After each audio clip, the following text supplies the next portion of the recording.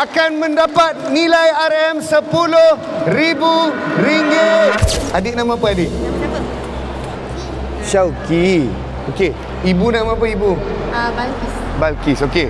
Sekiranya betul semua soalan ini, terus kita bagi dia berapa? RM10,000. Soalan yang pertama apa yang nak ditanya? Dipersilakan. Boleh ceritakan apakah impian terbesar?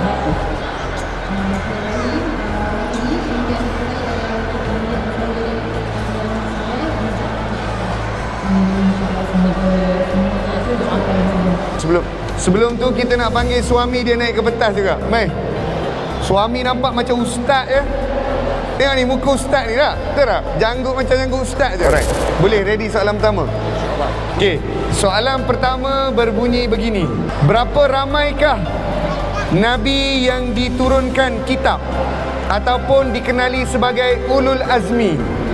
Berapa orang nabi dan sebutkan nabi-nabi tersebut? Silakan. 4 orang. Okey, nombor 1. Nabi Isa. Okey. Nabi Musa. Okey. Nabi Muhammad. Okey. Dan Nabi Daud. Masya Allah, betul. Satu soalan betul. Okey, nombor 2. Sambung ayat Quran sikit lah. Boleh? Boleh. Okay. Bismillahirrahmanirrahim. Wasyamsi wadduhaha wal qamari iza talaha.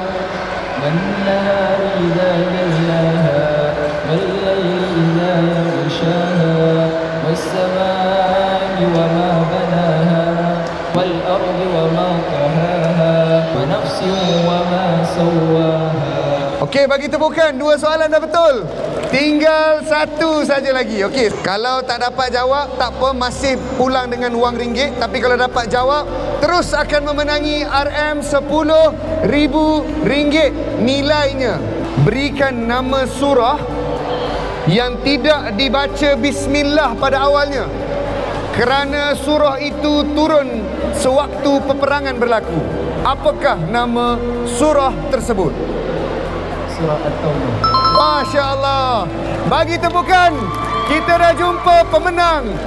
Akan mendapat nilai RM10,000 untuk pergi umrah.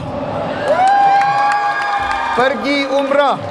Bila abang nak, abang bagi tahu kepada kita nanti. Kita akan bagi. Jadi tahniah kepada orang Johor, orang Tebrau. Ini yang pertama memenangi RM10,000. Merupakan package umrah. Okey. Kita dah sampai ke puncak. Terima kasih abang. Jazakallah khair. Tahniah.